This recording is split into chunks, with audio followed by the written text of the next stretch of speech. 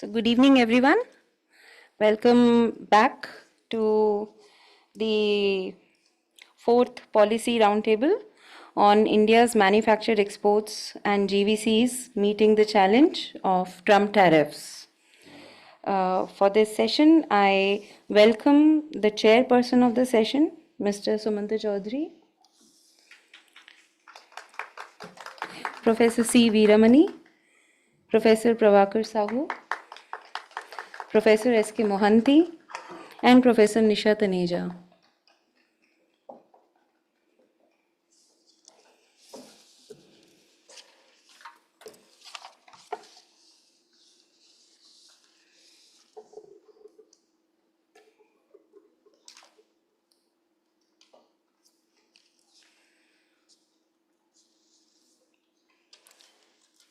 Mr. Sumanta Chaudhary would be chairing this session.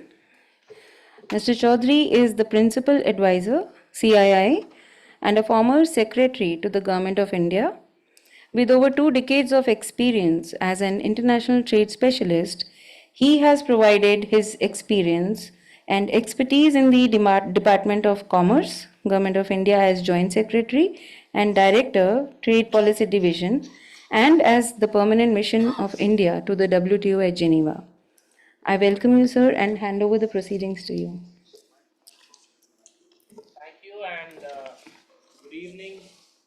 I presume this is one of the later sessions of the day, and obviously you are dealing with a topic which keeps changing as I speak.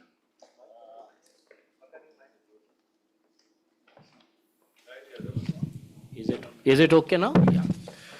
So this is a session, of course, on how one looks at manufacturing exports, looks at global value chains in the light of the geopolitical, particularly the uncertainties that the Trump tariffs have brought in. And invariably, I think you open the morning newspapers, there is one headline or the other on the Trump tariffs involving some country or the other. And all of them have a bearing on India.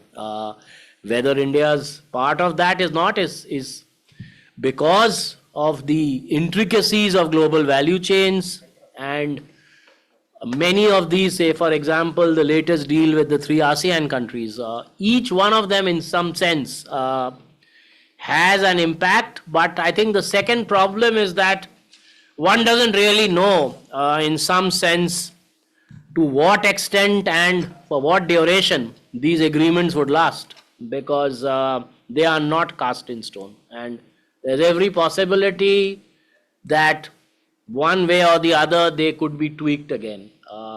So simply because you have a trade deal with one country doesn't necessarily provide the kind of certainty that a trade deal of the past would have done. And I think that's one fundamental difference that is there. Second, of course, in terms of our own, clearly, yes, at this point of time with a 50% tariff, certainly I think India is at a disadvantage vis-a-vis most of its competitors. This is something which is almost, I would say, tautological. You can't really cover up or absorb margins of double, 25 and 25.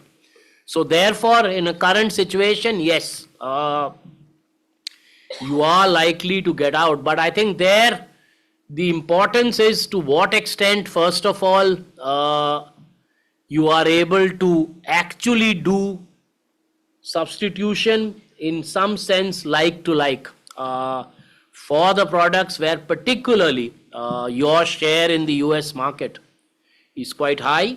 Of course, the extent to which the US can also substitute with other partners who probably can provide it cheaper. But also I think in terms of India's own ability to do this, and this is easier said than done. Let me just take an example.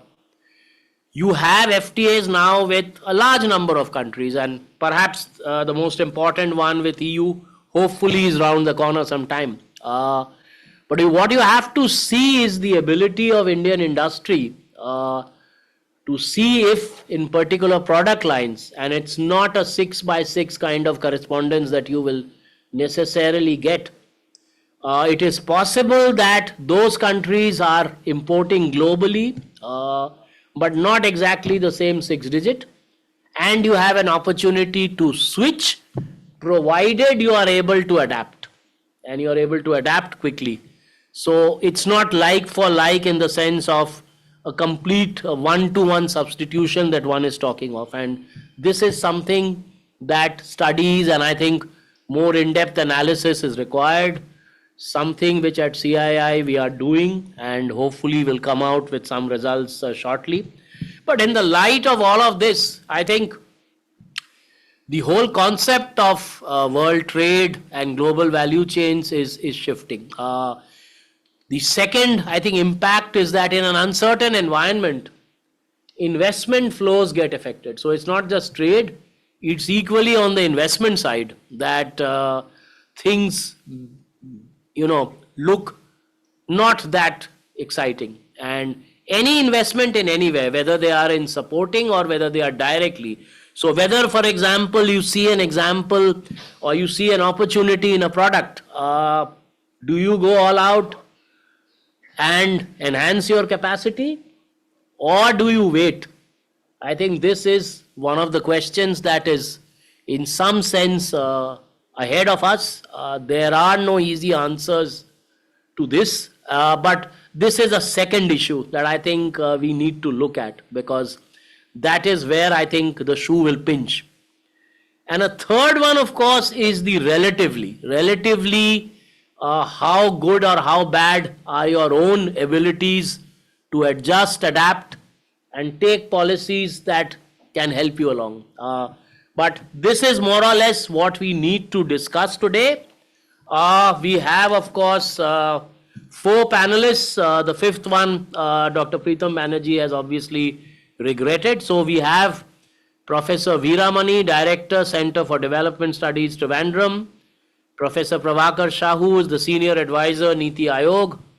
Professor Mohanty is Professor at the Research and Information System for Developing Countries, or RIS. And of course, Professor Nisha Taneja is Professor at ICRIAR. So what I would suggest is, I would request each of the panelists to perhaps speak, give their opening comments on what they would like to say on this subject for about 8 to 10 minutes at best, since we now have one panelist less. And once we have done that, maybe there would be a couple of questions that I would place to each of the panelists, depending on what each one has spoken about. And then, time permitting, we will have some questions from the audience. So without further ado, let me start with Professor Veeramani and to make your opening observations.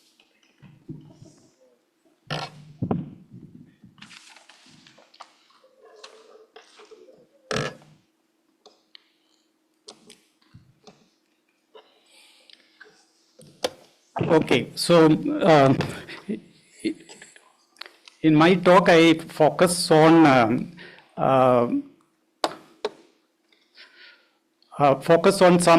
some basics, because these days in this discussion about trade, tariffs, and these issues that we are talking about, the academic side of this entire thing is somewhat lacking. It is always geopolitics and other considerations, but what actually trade is doing, and tariff, whether it is going to correct the issues that Trump is trying to correct, and how should countries like India should respond to these situations. This is important. Otherwise, we may take wrong lessons from what Trump is doing. If we reciprocate in the same manner, thinking that it will somehow address our problem, it will be more dangerous. So from that point of view, it is important to have certain clarity about some of the very fundamental issues. So first thing about very simple thing, this was written long time back by Paul Krugman in a popular article, where he says that nations are not corporations. Like, when Trump is imposing tariff against India or China, he's thinking like United States is a corporation which is competing with another corporation in some world market. right? Like Airtel competing with Vodafone for a given market share. So one company's gain means another company's loss, so it becomes a zero-sum game. But the international trade is not fundamentally like that. It is a positive-sum game. The second thing is that living standards depend on productivity growth. National prosperity is driven by the growth of domestic productivity, not by outperforming other countries in exports. Trade is not a zero-sum game. Countries gain from trade because they are importing. Importing allows more efficient allocation of resources. So gains from trade come from efficiency, not dominance. So the true benefit of trade lies in the more efficient allocation of resources. These are very basic facts, but I think quite often people forget these things in the discussions about trade policy. Now, another thing about trade balance, that is another important topic. Trade deficit is not necessarily a sign of weakness, nor a surplus a sign of strength. Because we always think that a surplus is a good thing, deficit means it's a bad thing, it's a weakness. Trade surplus can reflect domestic weakness, such as low investment or low consumption. You can starve your people into trade surplus. So if one country want to have trade surplus, a simple thing is have no consumption, so everything can be exported. I'm just making it as a kind of for argument's sake, but that is no sign of strength. A trade deficit can signal strength, including robust investment or strong domestic demand. This is not just theoretical.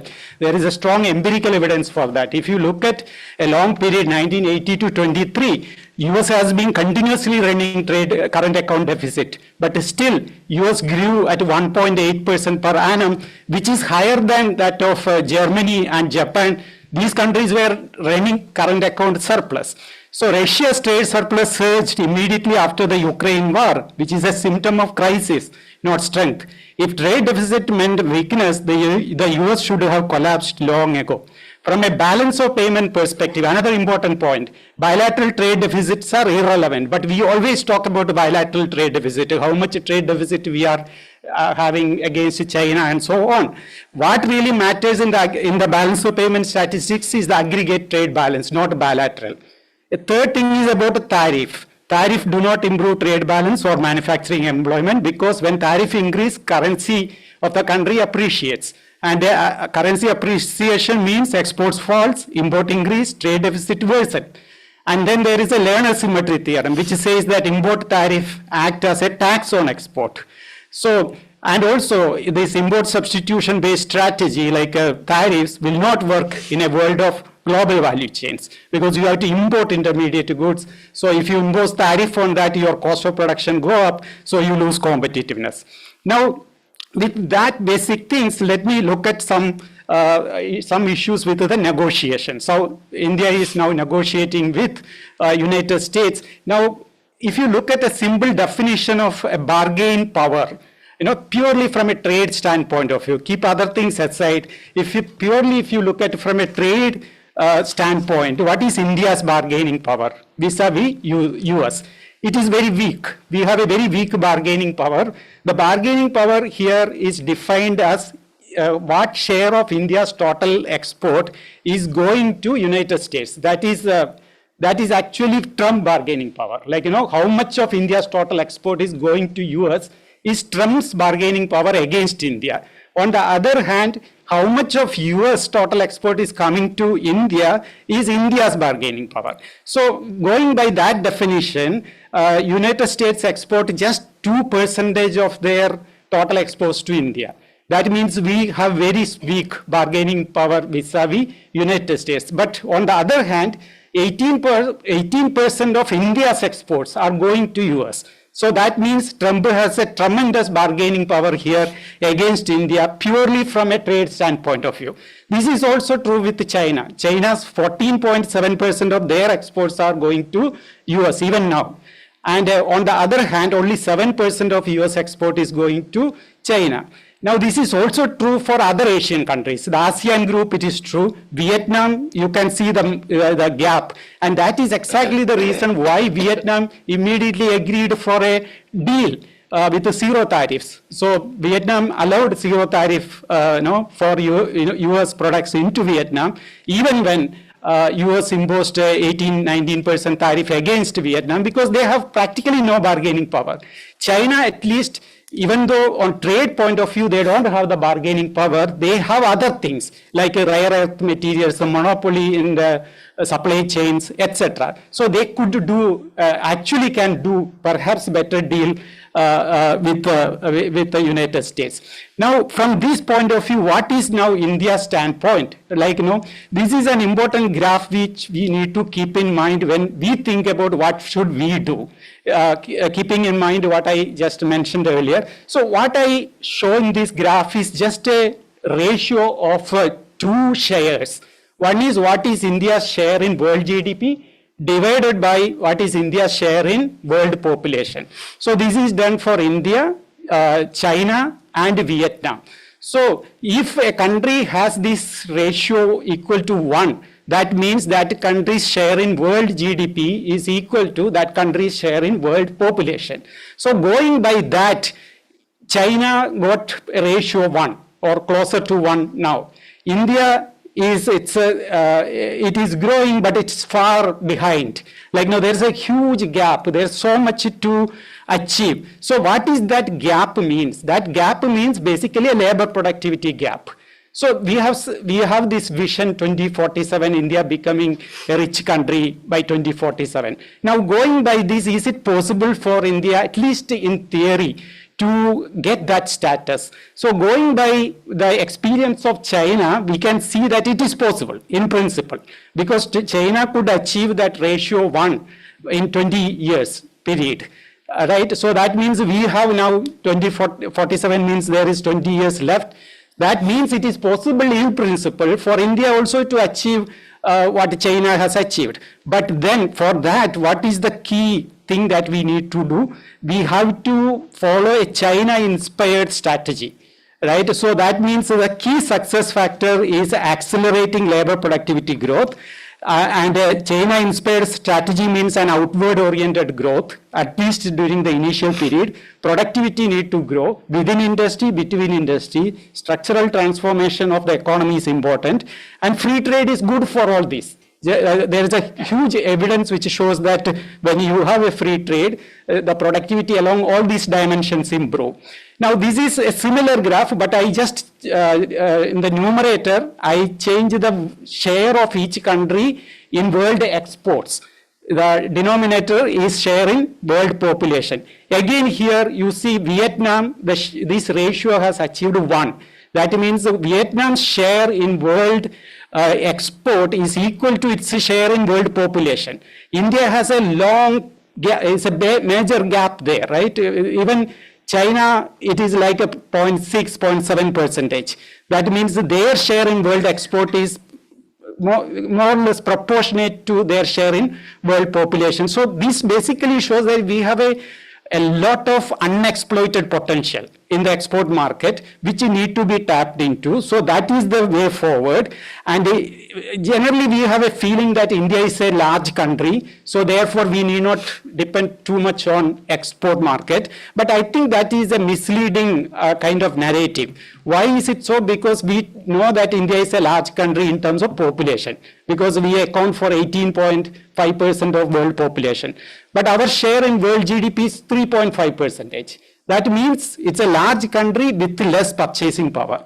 So that means a large part of the world market lies outside India. So if you don't tap into that market, then we will not be achieving what we say as Vikasit Bharat, right? And another problem the domestic market cannot do what we are planning to do is because there is increasing debt burdens for households, firms, and government.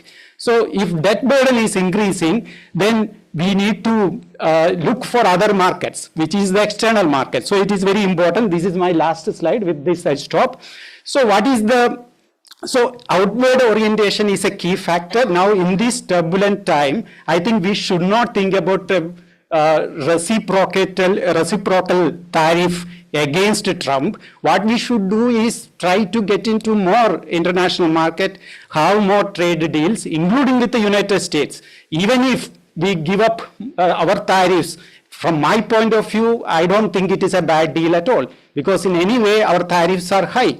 So That is one thing, but at the same time, the imperative of domestic reforms is important. Regulatory reforms is very important. A step in the right direction by the government is the appointment of the high-level committee for regulatory reforms. Within trade reforms also, we need to do more. Ease non-tariff barriers through regulatory simplification, streamline rules of origin to reduce compliance cost, rationalize tariff structure, correct tariff inversion. So there is a study that has been done in CDS recently updated now, which shows that the issue of tariff inversion still remain in India. So that need to be corrected in a number of industries. Tariff inversion means the tariff rates for many of the intermediate goods going into the final products are higher than the final good tariff. That need to be corrected. Invest in infrastructure to lower logistics and trade facilitation. And without these internal reforms, India risks in signing trade deals without truly benefiting from them. So with this, I will stop. Thank you. Thank you, Professor Viramani, for setting the context. And I think one of the very important things that you said in terms of strategy is, do you simply do what Trump has done? Is that to your benefit? Or do you continue to do what you have been doing? So I think that's one of the key issues to be discussed. Let me now turn to Professor Prabhakar Shahu to make his comments.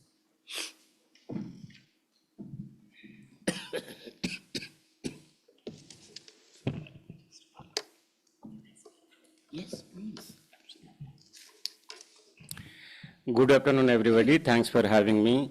And let me congratulate Dr. Kumar, ISID, and all his entire team for putting a 3-day event. I was just going through the schedule, actually. A lot of themes, and it's very important. I think the topics that are being covered, almost the best of experts and then best of papers. And I'm very happy to be part of it. Anyway, the first thing to clarify to start with, there is no proposal at all to reciprocate or retaliate or anything like that. There is even no discussion about that. Let me just extend a little bit about, since we are both coming from academics, you see, one of the factors, if I pick up as a student of economics, that has made so-called convergence across the countries, it is trade.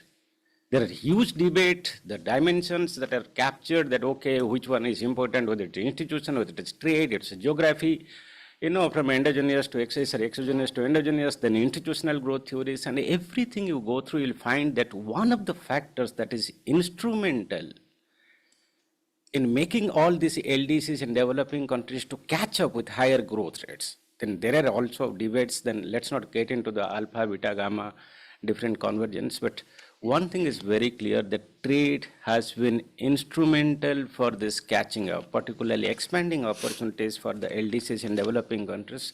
And this is the best phase for India, and unfortunately what is happening is, the country which was the biggest supporter of globalization today sitting in the other side and creating the hell out of everything. I think, that is something we need to really navigate, and I'm happy that we are talking about it. See, I have 10 minutes, right? Please. Yeah, fortunately, I'll finish before that because my team has prepared a 11-page talking points and I could cover only 4 pages. So, but let me clarify. To start with, the trade, it is also important for Viksit Bharat. Just now, Professor Viramani told. See, I've been part of this, what you call vision document at the national level as well as the state level. Today, the trade ratio, the trade openness is something like close to 43%. And we need to go and reach 63%, which is the world average today. And that is going up by 20 percentage point. And that's a huge one. And that is on the basis, actually, this 63% is absolutely essential to reach that 30 trillion economy, $18,000 per capita income. which will take us to the higher income country. It's not the advanced countries as people actually perceive it, or they take it, or they misunderstand it. It's just, it will take India into the higher income categories because it's close to 14,000. The way they keep increasing every year, it will reach around 17,000. And we need to get something like 18,000 to get into that. And it is absolutely possible because in the dollar terms, it is only 9.1%. And what we have achieved in the last 10 years, it is 6.5% in dollar terms. So just moving up for next 22 years by 0.6 percentage point in growth rate, it's not absolutely difficult. Anyway, coming to the points, the first point. The tariff, that 50%, it's almost impossible for, I think, any exporters to compete with the competitors that are coming from China, from Mexico, from Canada, and some of the European countries. In almost all top product categories, if we compare the tariff rates that is being imposed by US today with the competitors, then it is more than 10 percentage points difference. And that doesn't make you competitive in the US market. And the US market is absolutely valuable to us. It's almost 1/4 of your exports actually goes, around 90 billion out of 400 billion. So, and this is a market. It's a market of $3.3 trillion. Annual import of US is $3.3 trillion. And what we get is less than 3%. But that is absolutely like 1/4 of our total exports. So US market is absolutely valuable, and we cannot actually, in fact, think of losing it. So this 50% tariff, it has made our exports uncompetitive. And some of the categories, actually, it's very severe. There is a paper we brought out in APW, and also there is a Trade Watch quarterly we bring out every 3 months. One of the issues focused on the implications of Trump tariff. Please look at it, where we are comparing the tariff rates imposed on India vis-a-vis other competitors actually to our exports. So the initial things, though it is not widespread by now, but what we find, there are enough signs that we are losing US market. For example, I have certain data actually here that the shipment has gone down by 37% between May to September. Of course, May, that 50% was not implemented, it was July onwards, but still, what you find is that 37% down in the shipment. Some of the sectors that are badly affected, like shrimps, it has gone down by 43%. And it's huge in terms of, maybe in terms of volume of exports, or the value of exports, it may not matter to us, we can observe, but 12 lakhs households are part of this process. They depend on this. Similarly, the textile and apparels, it has gone down by 11%. And that is the sector where 45 millions are directly, indirectly, kind of employed. So this labor-intensive sector, and there are signs that James, even engineering goods, they are that's absolute, clear numbers are not available, but the shipment orders are kind of going down. So this is something actually we need to worry. At aggregate level, at 2-digit level and 4-digit level, for the analysis we did, what we find is, like if you just look at the top 30 commodities exported to US, and then you compare the tariffs imposed by the US and the tariff imposed by the US on all competitors in these top exports from India to US, you find that we are losing 25 out of 30 products. That is 82% of our total exports to the US.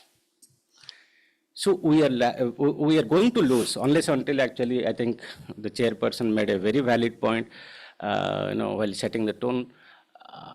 I think we need to have a deal, and I hope we have it yearly. Otherwise, things will be difficult. Even at a 4-digit level, I think these are like very disaggregated level of analysis. We find that 86 out of top 100 products at 4-digit level, we are going to lose in the US market because our competitors in these products are going to do better because of the tariff differential.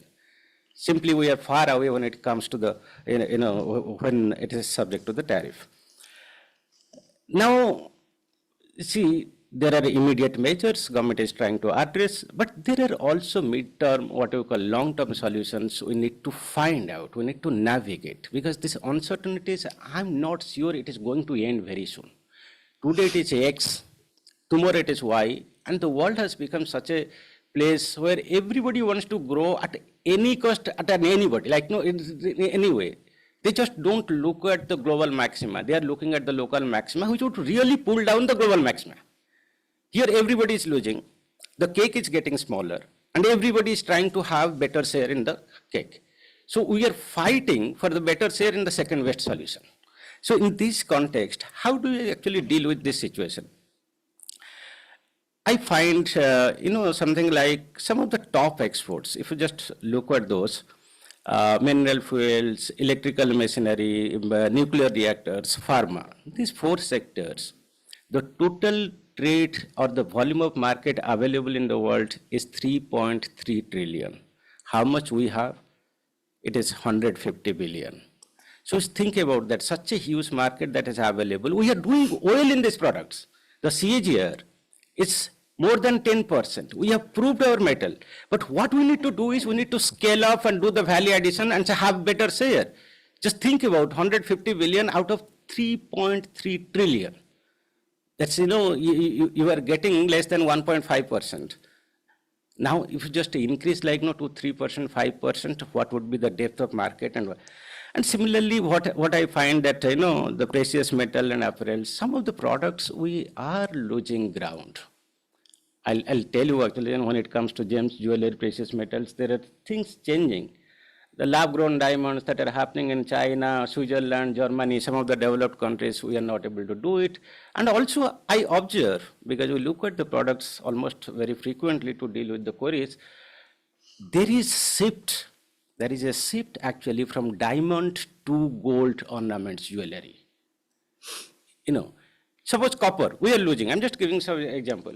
We are losing, it's like we have it's a 300 billion market in the world. And we are exporting to, 2 billion. That's because we don't have refinement. I can go on and on each product. So somewhere I find that wherever we have the advantages, we need to really think about value addition, think about scaling up. In fact, if anybody, I'm sure all of you, know what is happening. And one of the things that is very important that is happening is the products are becoming very dynamic. The sectors are changing very fast, and it is all R&D intensive. Even in labor-intensive manufacturing, the 2 reports we brought out, one on textile and one on footwear and leather exports. You see, the products at disaggregate level are changing so fast. What you need to have R&D, scaling, branding, and we are still stuck in the low value added. For example, footwear and leather exports. We are still focusing on low value added leather products. Whereas in case of footwear, it is non-leather that is becoming dynamic. And that is where actually the China and Vietnam has kind of capitalized. Vietnam has done so well. Can you believe in last 20 years, they were having the share in the world trade, like world exports, it was 0.3%. Today they are having 2%, little higher than India.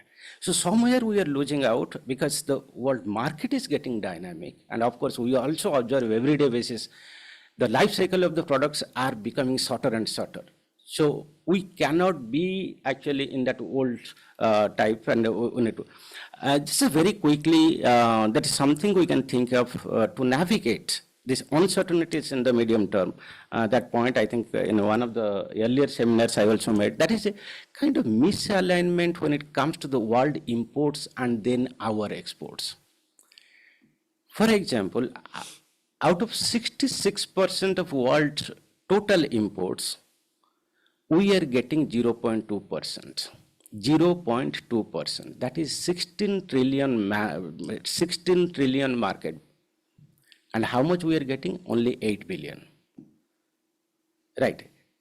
So somewhere, if you look at the products that having less than 1%, less than 5%, less than 10%, less than 20%, what you find that 66% of the world market, we are not focusing at all.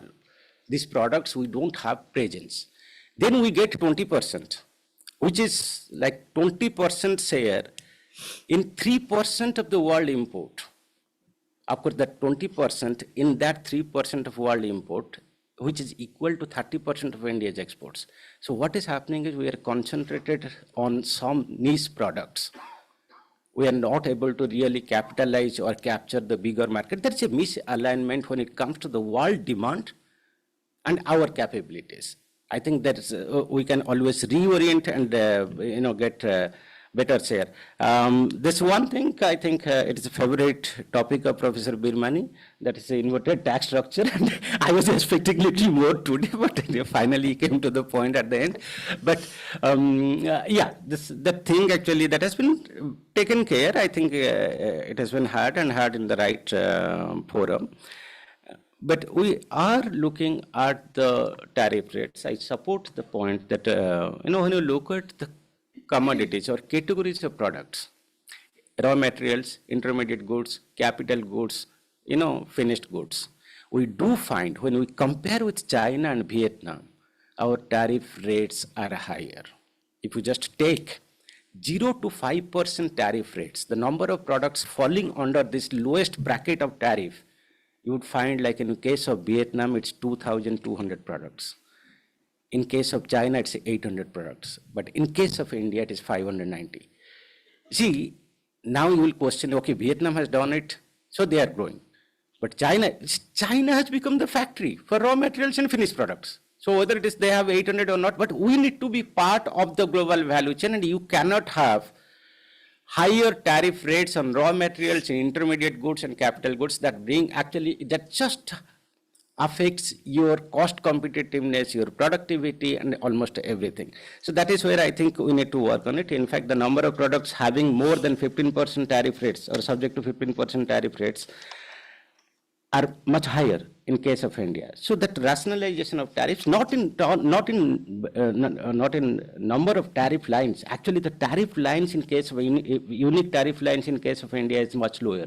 If you see per tariff line, the products per tariff lines, it is 8 in case of India, which is 3. What I find, this China, particularly Vietnam, the way they have done it, they have not gone by the UN classification of raw materials, intermediate and all that. They have classified, they have multiple rates, but they know what is being used, what is raw material, what is intermediate, and accordingly, actually, they have imposed tariffs to make that competitive. So I stop here? Maybe. We'll come back. Unless you have something, please go. Okay, no, I just thinking actually, as a response what I've done, very quickly, I think I have many more points to cover. So Okay, we'll have a chance again. just half a second.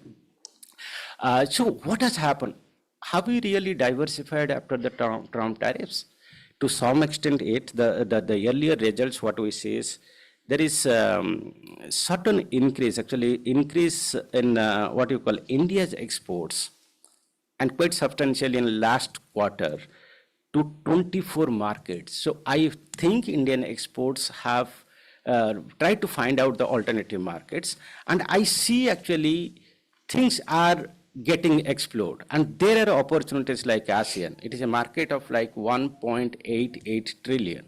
And it's increasing much faster. In 10 years, the import of ASEAN has gone up from 1.2 to 1.88. But our share has gone down from 2.2 to 1.9. So that's something like to explore. Similarly, Latin America and Caribbean, it's a market of 1.4 trillion. And our share is 0.6%. So somewhere actually, I think, 1.6%.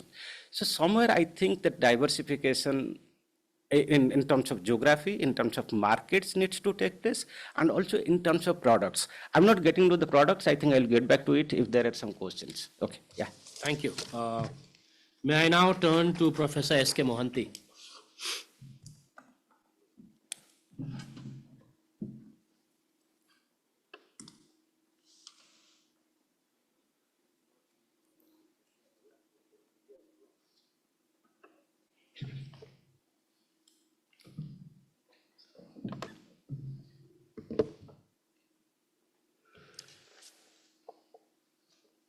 I must thank Professor Nagesh Kumar for inviting me to this conference.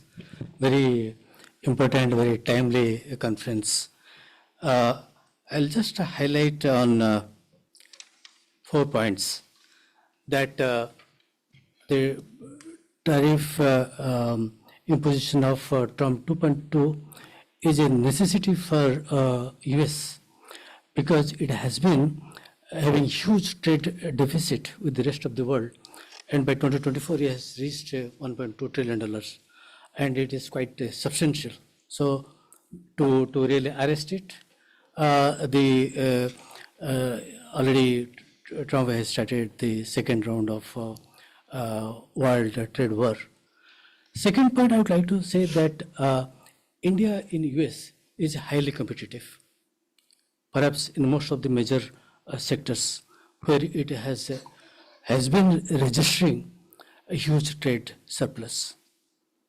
And if you look at the structure of or the type of tariff that Trump 2.0 administration has imposed on different countries, it is highly discriminatory. If that happens, necessarily India would be wiped out from the US market through trade diversion.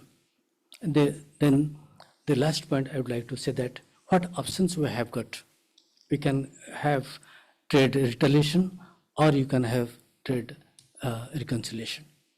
To begin with, trade deficit is a perennial one with the US, and it has expanded from the very beginning of the decade.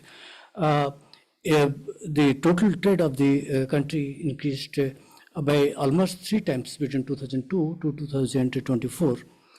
But in different trade regimes, one can see the typical the behavior of US trade during buoyancy. 2002 to 2007, the export and import of US grew rapidly, more than 11% per annum. And also the trade deficit also grew at that rate. But with the invent of the first phase of recession, its import declined very substantially. It went off at the rate of less than 1%, less than 5%, 0.5%.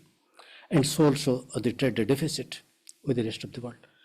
In the second phase of recession between 2015 to 2024, you can also see that there is some change, improvement in the global economy. US export and import increased slightly more, around 5%. Its export trade deficit with the rest of the world also increased by 5%, to 2.5%. So, in nutshell, when there is rise in US trade with the rest of the world, there is a rise in trade deficit of the country with the rest of the world. So this is the trend that we see. Now, if US wants to arrest this trade deficit with the rest of the world, then naturally what it has to do? It has to really focus on those products which are really bringing trade deficit to the country. We have identified at 6-digit HS that nearly 475 products where US import from the rest of the world was more than 1 billion in 2024. And if you really see the countries, there are nearly 53 countries with whom US has got a trade surplus. And with only 34 countries, it has a trade deficit. But still, US has got a huge trade deficit with the rest of the world. So within the countries with whom US has a huge trade deficit, there are 2 groups. 4 groups are completely different from the rest of the world. Canada, China, Mexico, and EU. These are the 4 countries constituting nearly 80% of US trade deficit with the rest of the world. And India and others, there are just peanuts. India sharing nearly 3.2% of US trade deficit.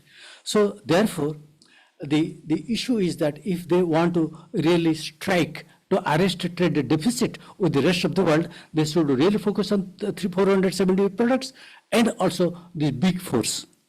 But what has we see with our close neighbors of ASEAN, you can see in case of many members in April, whatever rates it imposed on those competitors with India, the tariff declined with most of them, except for that of Brunei and Philippines. And you can very well see India's 50% is nowhere compared with any other country within the ASEAN.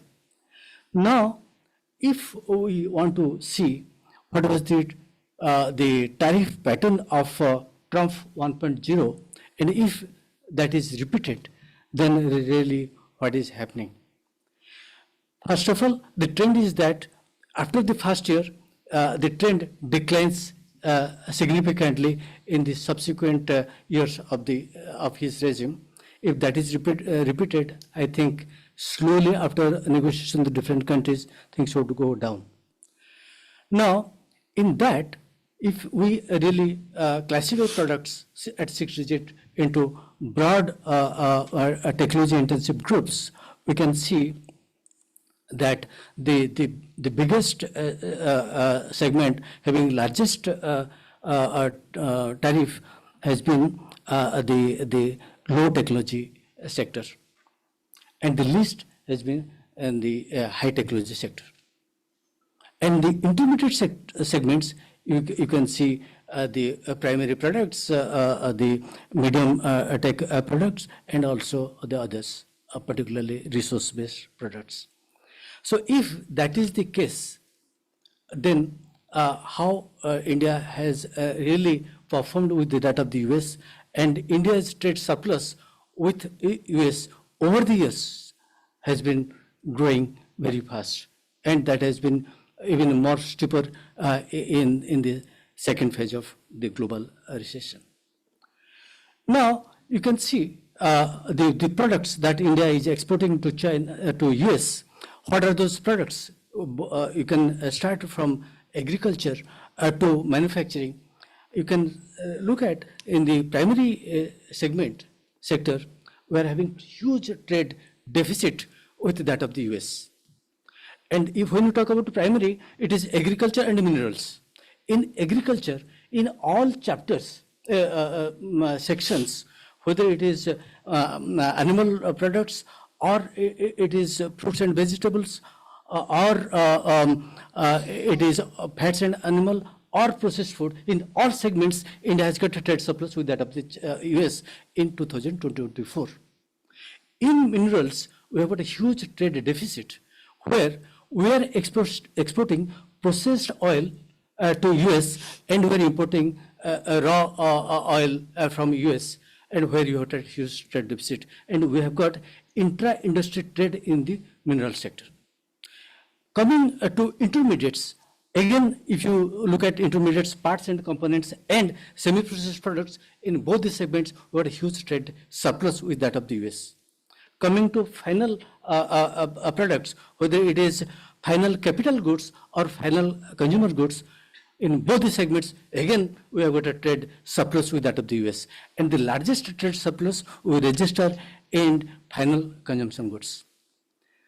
If you again reclassify the same set of products again into different levels of technology, you can very well see, because our present negotiation is on the basis of technology intensive goods under Mission 500. If that is the case, we have got the largest trade surplus in the low technology segments, where you have registered 24 billion trade surplus with the US.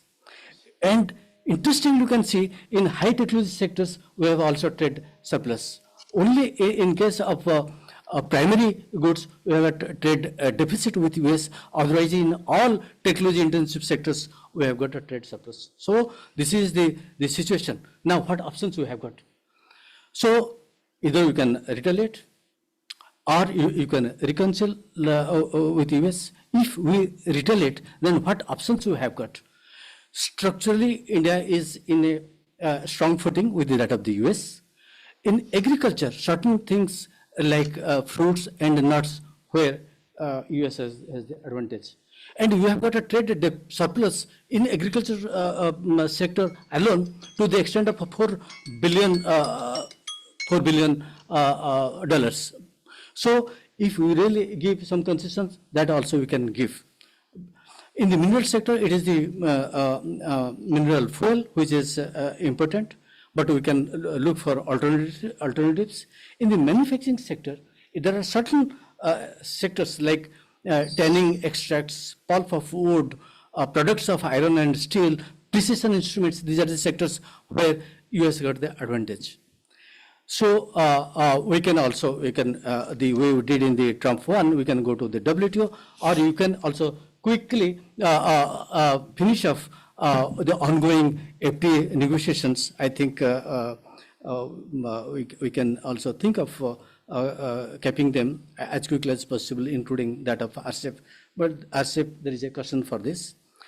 Alternatively, you can reconcile with US. The way we are now negotiating with the US Modi, Prime Minister Modi already visited US in March and discussed. If you want to reach $500 billion by 2030, that is also possible.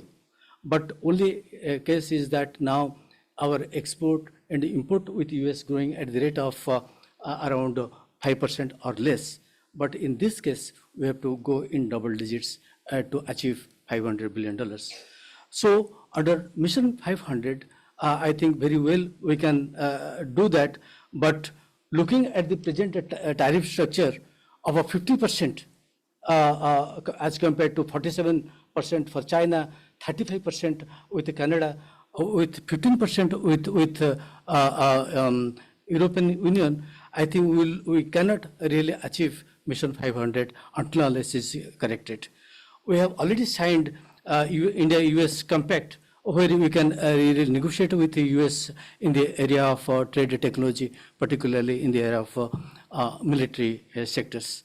So if that is the case, I think in certain areas we have got inter-industry trade, such as chemicals, machinery and automobiles with US, where we can negotiate. And in certain areas, US got the advantage, such as base metal, plastics and precision instruments. In other areas, we have also exclusive dominance over the US. So my last slide is that there is genuineness in terms of US concern about the tariff. It has really caused injuries, but the way it is treated is not correct, because the treatment is offered to Big Four is no way very much similar to that of the US. India is structurally competitive in the US market, but with this kind of tariff structure or with other countries, there is trade diversion. India will be completely wiped out from the US market. So we have got both the options of retaliation and reconciliation, one can see. But whatever may be the case, we should really immediately wind up most of our ongoing FTAs. Thank you. Thank you, Dr. Mohanty. Let me just, at the cost of repetition, mention one thing. The only significant country in the world which is actually been dependent on MFN tariffs is the US. There is no other country in the world comparable because of a US decision not to negotiate FTAs. And therefore, all its global exports are subject to MFN tariffs, not to preferential tariffs. And this is something that we have all forgotten. This is a conscious policy decision by the US. They do not have preferential trade agreements. And this is something that we must all factor in, right? But having said that, let me now turn to the last speaker, Professor Nisha Taneja, and you're most welcome to speak from here.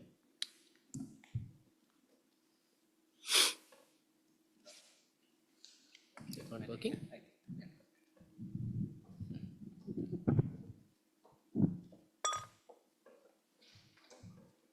Thank you so much.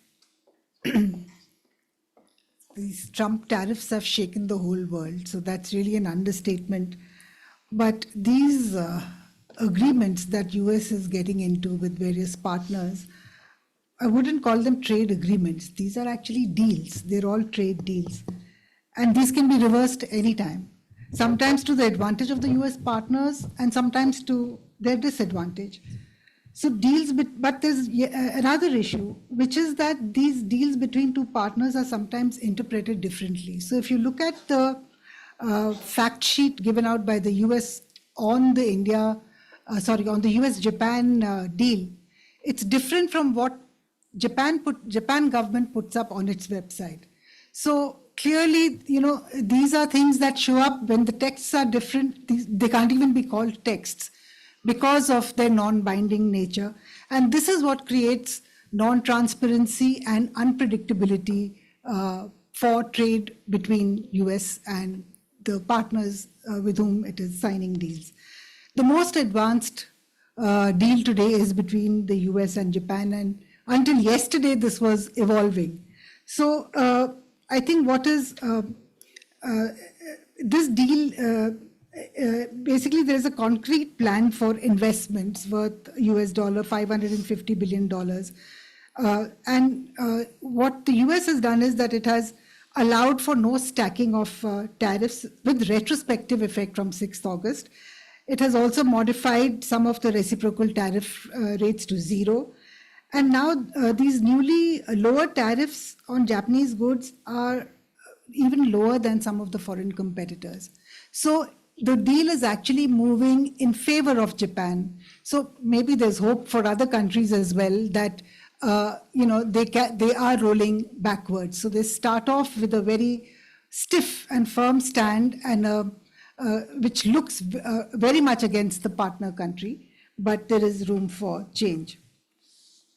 But then most of these agreements where the bargaining lever is strong is with countries that are pledging investments. And I think that is what makes India different. Like Veeramani had pointed out, our bargaining power is very low because of the trade balance and because we can't go and invest in the US, certainly not to the extent that Japan and South Korea are doing. Now coming to what India and US have, we don't know the details yet, but as it stands, it is definitely not in favor of India. But let's look at one part of the deal, which is that we have an exclusion list and we have a non-exclusion list. And within the exclusion list is basically those items on which there will be no tariffs. And India's exports in the exclusion list account for 29%. So that's a cover that we have for our exports. Now, recently, I think on September 5th, the US has now announced more exemptions. So the exclusion list has actually expanded. Now, if we look at these new items, then it covers at least 46.5% of our export value to the US. So this becomes, kind of fully exempt from tariffs. So there are some interesting numbers when it comes to the composition of the exclusion list and the non-exclusion list. In the non-exclusion list, we have 60% in terms of value, which is accounted for by consumer goods, which has been alluded to earlier also. But in the exclusion list, it is 52% is accounted for by intermediate goods. So there are opportunities for intermediate goods and there are penalties on consumer goods.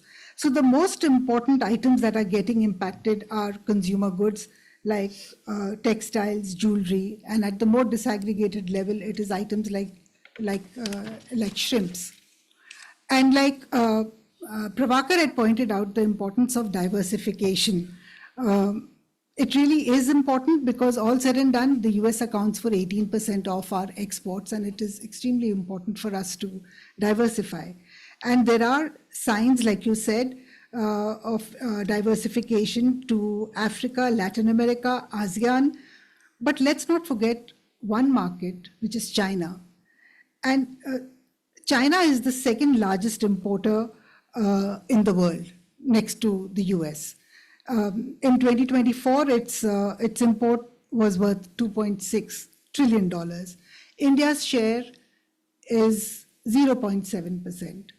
And we rank 34th on China's list. Our untapped potential with China is almost $161 billion. And this is items in which India is globally competitive. But China is importing these items from the rest of the world, but not from India.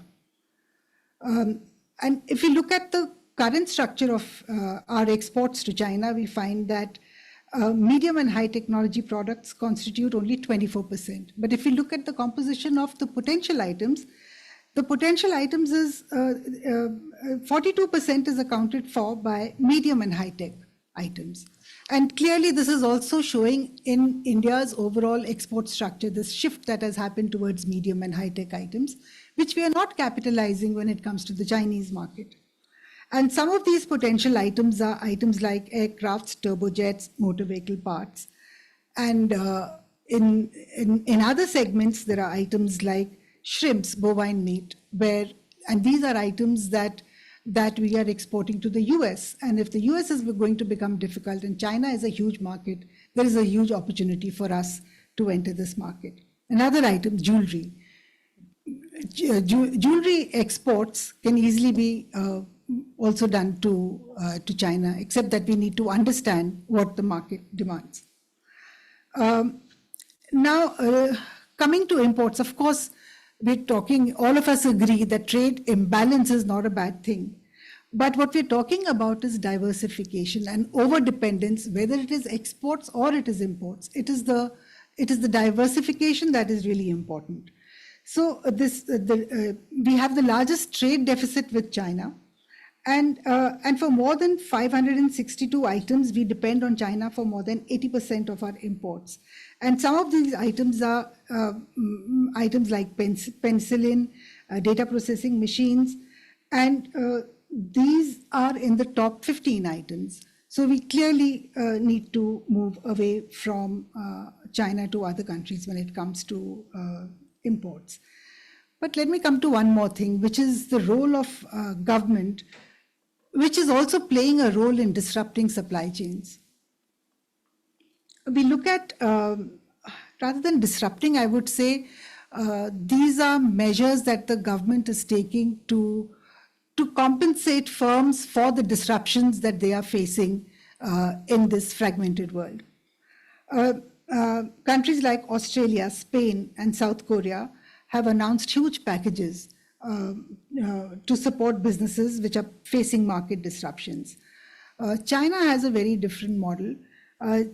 Their government-owned export credit agency is called Sinosure, and exporters are completely covered against any risk of non-payment, and they are able to also defer their payments. So imagine if there is an importer in India and he is allowed to backload all the payments, it becomes very easy for him to import, even if the unit price of importing from China is higher than competitors.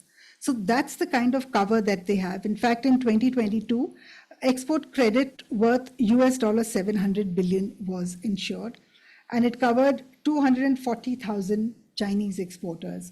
And compare this to the US Exim Bank, which insured exports worth $2.6 billion.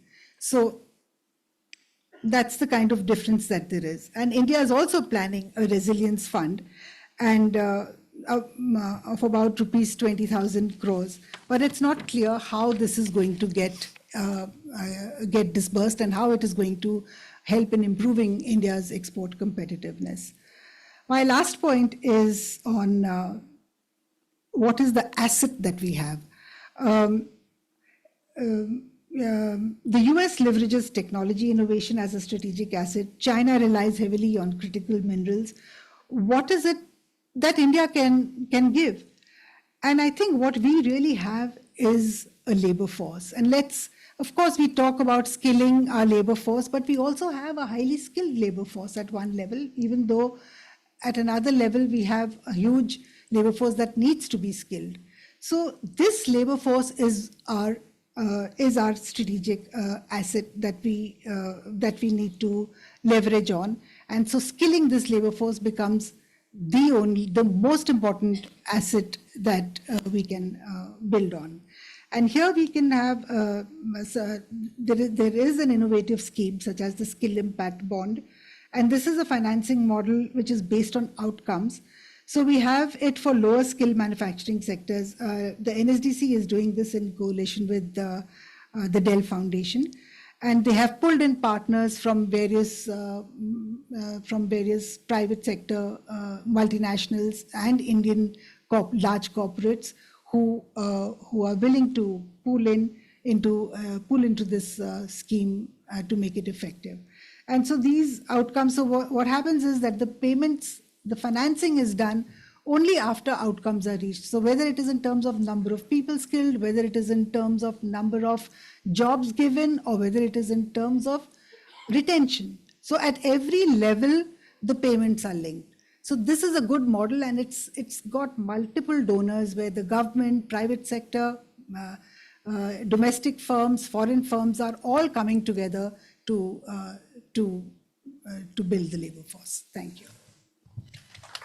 Thank you, Nisha. I think we've had one round. So what I'll do quickly is I'll just ask a single question to each of the four panelists, and I would request them to please keep your comments to about 2 minutes, which will perhaps permit some questions from the audience. So, Professor Viramani, you have been talking in your studies and so on about this backward GVC participation, the use of imported inputs to produce for exports. And now, in this changing geopolitical environment that you see, what do you see as, as a consequence and as a strategy in terms of the backward GVC integration?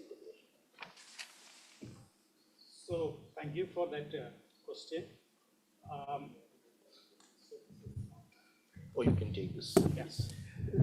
So I find here as an opportunity in the negotiation, if our policymakers make it very clear that when you say about backward GVC participation, what it essentially means is that you import advanced parts and components from advanced countries, rich countries.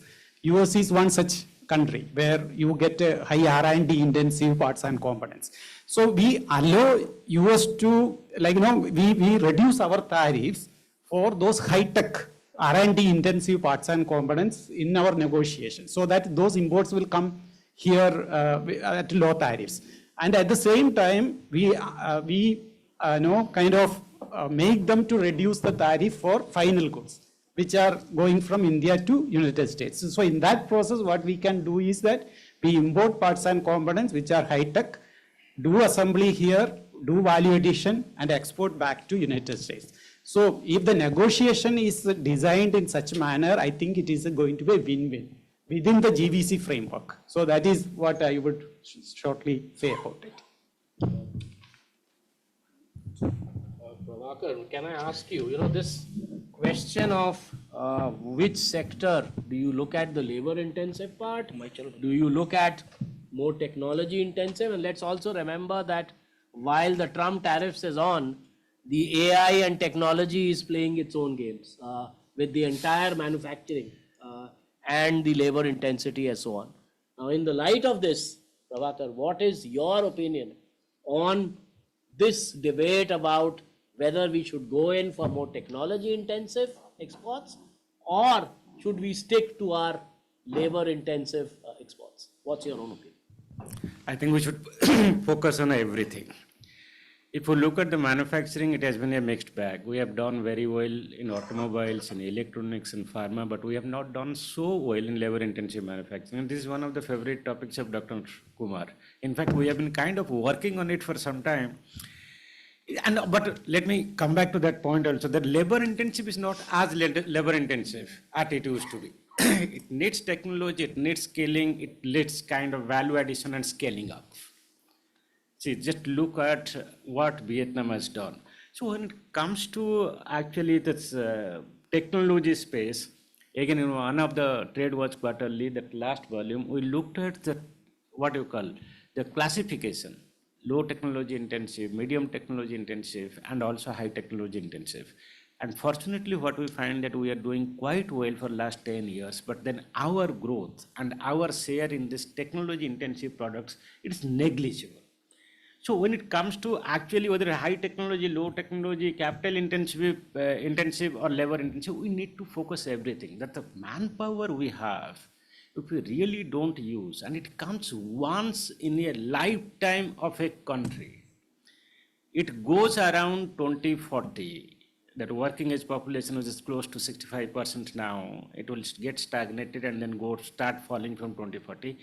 It's gone over. Sure, labor intensive, I think, this, in fact, it's Professor Birwani who brought it out, and of course, it's a known fact. It's the demographics, which is favorable to us. In fact, most of these manufacturing giants, they have left some space when it comes to the labor intensive manufacturing. And all these small countries, whether it is Mexico, Bangladesh, Indonesia, Vietnam, they have limited endowments to offer, limited markets to offer. In fact, the OS rates actually it's much higher there. So we need to actually capture every space. And at the point Professor Mahanti made, that US is imposing lower tariffs on high technology exports. So that is where is an opportunity. But at the same time, we have the favorable demographics to capitalize on scaling of this labor intensive manufacturing, and that is where the endowment is. So I think it doesn't have to be either or, but it has to be both. It's coordinated approach to really capture the world, and I think we can make it. Thank you, Prabhakar. Let me now turn to Dr. Mohanty. And Dr. Mohanty, you did mention about the FTAs. Now, specifically, given this reconfiguration of global supply chains, how does India's, whether the recent ones with UAE, Australia, EFTA, UK, perhaps the one with EU, how do you place those FTAs in terms of what's going on in terms of the US? How do you actually relate the two? I think FTA is one option at this point of time to find new markets for India. And what we have seen that the FTA process we started in 2000, signing with Sri Lanka, and subsequently it went on, and the first wave of FTAs stopped at one point. And most of those FTAs were 20th century FTAs. Now in recent years with Australia, with the IFTA and others, the FTAs we are signing, there are mostly some elements of 21st century FTAs are there, and the new areas are there. And now we are negotiating with EU, which is today's news is that already 50% is done. The fact is that there has been debate in the country that whether FTAs are good or bad in the country. And the results which we have recently done last year, put it in EPW and others, are clearly indicating that FTAs are good for India. Good in the sense that what do you mean by good in terms of FTA? There are three things. One is that the volume of trade must grow, and if there is any trade deficit with the country or the grouping, it cannot just wipe out immediately after the FTA. So the deficit to the total trade should come down, but the volume of trade should grow. Second issue is about the quality of trade. Quality of trade means there is rise of intermediates, particularly parts and components as semi-processed goods, and also capital intensive goods should grow in terms of our imports, and also in terms of our exports, intermediates and final consumer goods should grow. So these are some of the conditions what you have to see, and one also examine before and after effects of the FTAs. If we look at all those parameters, what we have seen that with the most of the FTAs that India has done so far, we have not done very badly with them. So, so naturally, in terms of trade deficit, we have also plotted, tried to see that what is the difference if you take only the FTA partners and non-FTA partners, and what has its effect on trade deficit, we have seen continuously from 2000 to 2024 that consistently FTA partners have given better results than of the non-FTA partners. So it is very clear-cut empirically that what is the impact of the. So at this particular point where there is a high degree of a possibility that there is a trade diversion would take place in many sectors which we do not know unless we really finally get the deal with the US. There are huge possibilities that we may diversify in many sectors from the US. Even trade margin is not that much that 20%, 25% increase in tariff can compensate for the trade advantage you have. So naturally, if that is the case, I think there is huge possibility that we should immediately wind up the ongoing FTA negotiations. That would really help. Thank you. Turning now to Nisha. Nisha, there is a view that this crisis is perhaps again an opportunity for domestic reforms. One or two major reforms that you would think of can be certainly done at this point of time. I think definitely, reducing transaction costs. And I think here what's important is the coordination between different, we're talking about infrastructure, Veeramani just mentioned that, a coordinating mechanism where we can do the implementation fast. Where we are lacking is implementation. Everywhere else, it's fine. And also when we're talking about reforms, it's not just infrastructure, it's also hard infrastructure, it's also soft infrastructure. So in both these segments, we really need to do the reforms. Also, I think reforms, yes, but there are also sectors that we have neglected. You know, we're always we're on this services bandwagon and we think that that's our strength. But we shouldn't forget that something like our traditional services like tourism have taken a hit. Today, our foreign tourist arrivals have actually declined over the last few years. And that's something we need to cash in on. So we can't neglect some and focus on the others. Right. Let me at this stage now turn quickly to the audience. I would request you to kindly be brief and to the point, and if you want to address it to a particular panelist, please do so. Nagesh.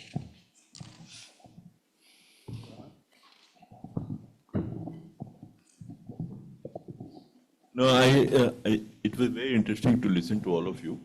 I think one thing is very clear that we are worst affected as far as the Trump tariffs are concerned in labor-intensive goods. Now, I think everyone is broadly coming to the view that we need to diversify our export markets beyond and reduce our dependence on US market, although we should continue to engage in the whatever trade deal we can strike with US, but diversification of markets is a must, irrespective of whether we can secure a good deal with US. Now, in that context, EU FTA was mentioned, UK has already been done, Australia, UAE and all that, EFTA has become operational. But one thing which always hit my mind and I haven't found an answer to is that we have functional CEPAs higher than FTAs with Japan and Korea. And in both of these markets, they are very important importers of labor-intensive goods. Japan's annual imports of textiles and garments are $24–25 billion per year. And India's exports to Japan of textiles and garments, 150 million, not even a billion. So what is preventing us to use these two countries? We have 15 years old FTAs with them and not able to take advantage of it. So if, FTAs are as good as much as we can use them. And if we give market access, in the name of FTA and are not able to use the market access that we are getting in return, they are of no use. So EU might happen to be the same case, and UK, and so Japan and Korea. Any one of the panelists and Mr. Chairman, yourself, have any answers, would be very delighted. Maybe we can take one more question and then we can get back to the panel. Anybody else? Yes. Hello to everybody. I'm Amit Kumar Shwarya, doing PhD over here. I would like to convey to Professor Veeramani that, sir, that you said that bargaining powers of US is equal to the total export from India. Like in addition to that quantity thing, can we not also think of the quality of the nature of the product? By nature, what I mean is that how sensitive the US market is with the product and the replacement availability of that particular product. For example, if we zoom down to the tariffs, then you have 50% tariffs on your steel, textile, shrimp, but you have 0% on smartphone and pharmaceuticals. So I think adding that, if you would comment on that, adding to the nature of the product in the bargaining factor. Right. Can we now turn, or would you like to perhaps address the second question? The first one is a broader question, and then we can get back to the first one. So yes, the nature of the products involved in this trade relationship play an important role. And also from a US point of view, like, there are certain products that US consider very important for them. So that is where they have made that exemption list, which they think is important for them. So in that process, we have been also a beneficiary because mobile phone has been exempted, and that is one product where India has been doing well, and that way we benefited from that exemption category. So that was a kind of bargaining that is there in India's favor. The other one is pharmaceutical. The generics is exempted as of now.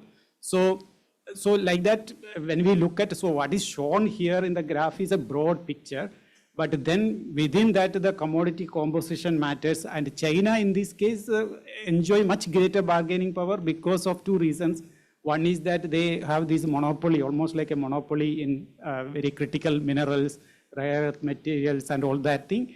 Plus they control a significant part of the global supply chains in many intermediate goods, parts and components, technology intensive products, etc. So you are right in terms of looking at the composition of products. So yeah. For the first question, any of you? Yeah. Yeah, please. I think textiles, you're absolutely right. We've not been able to penetrate South Korea or Japan. And the reason is that the demand for the kind of textiles or ready-made garments that they have is absolutely high quality, which we don't even produce. I mean, it's much higher than what the US is even asking for. So it's that kind of, and we haven't cracked that market in terms of consumer taste. And that one is understanding what they demand, and the other is being able to supply what they demand. So there are both these gaps because of which we have not been able to tap that market.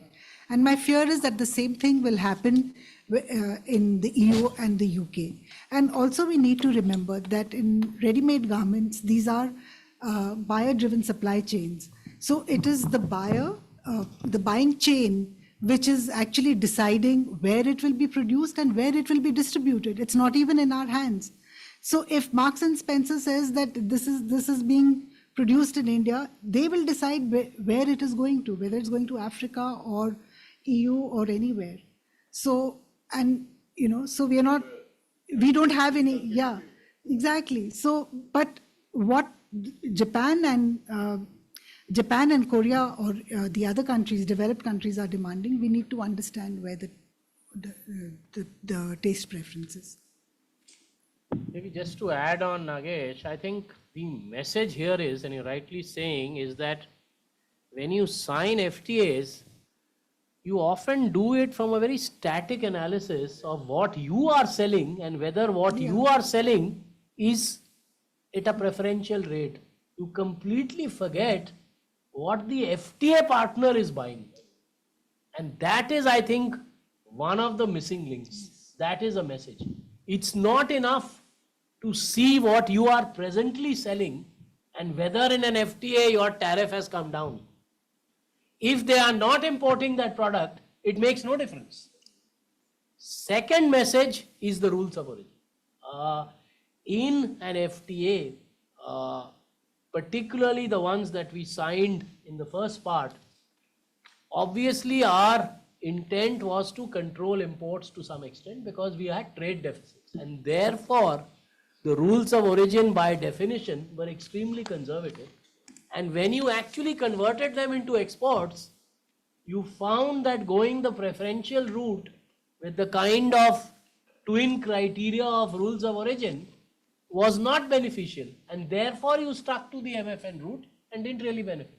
So I think these are two messages that perhaps now are partly being corrected, but the second one of looking at what the FTA partner is buying, that is still something that we are not really doing. I think at this stage, anyone else would like to add? Quick, one. Yes, please.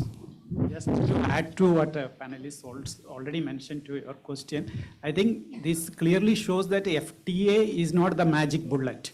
Like, we have to go beyond signing the FTA. The most important thing is the regulatory reforms at home to improve competitiveness, the cost disability factors.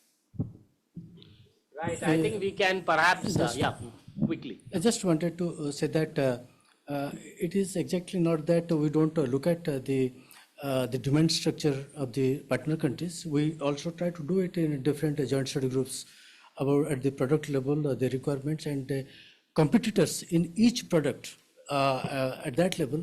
But the question is that it is not that robust. So many times you don't look at many issues. Therefore, the kind of results we produce, they are not up to the mark. So that requires very rigorous work to ensure that we are getting market. Thank you. Yeah, it's not only with the FTA partners, we are not doing oil and leather intensive exports. Okay. 300 billion footwear and leather exports, we are only exporting 5.5 billion, less than 1.8%. 880 billion markets in textiles, and we are getting 36 billion. So overall, we are not doing well. Let me tell you, I'm not kind of a pessimistic. I'm very optimistic. The kind which is Bangladesh, it finished itself, so we don't have to do anything. And then Vietnam, so we are tracking actually kind of OS rates, productivity, and other indicators that really matter for their rise in labor intensive. It's getting saturated. So it's India's time. So what happens is, getting anchor investors. When you get anchor investors, they want to come with their own ecosystem.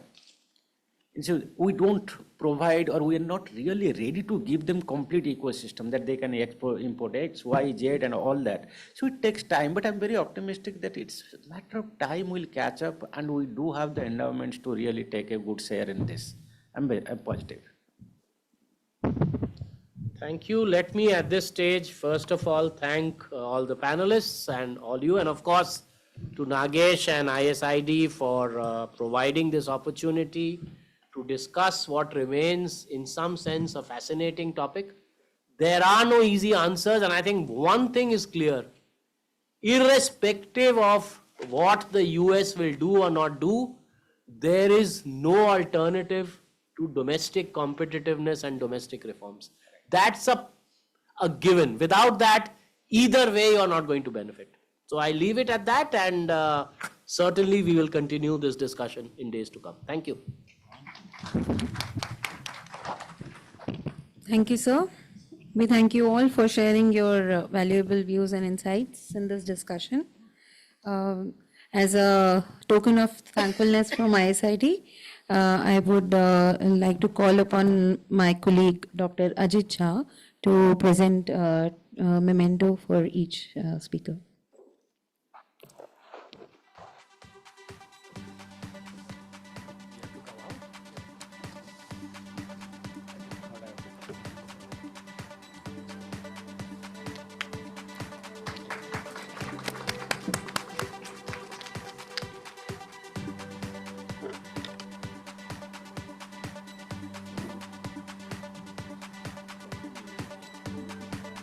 Professor Mohanty.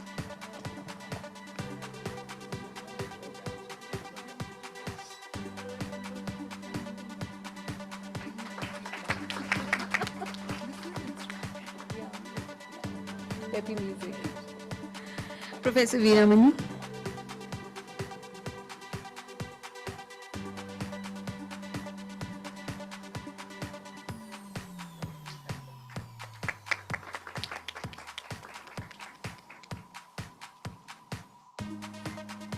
Professor Sahu.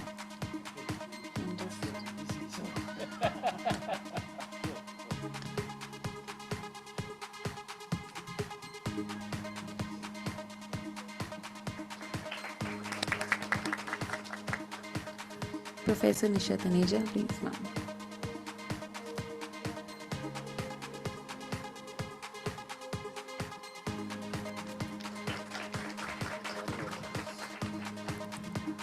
I request all the speakers to kindly assemble in the front for a group photo, and Professor Nagesh, sir.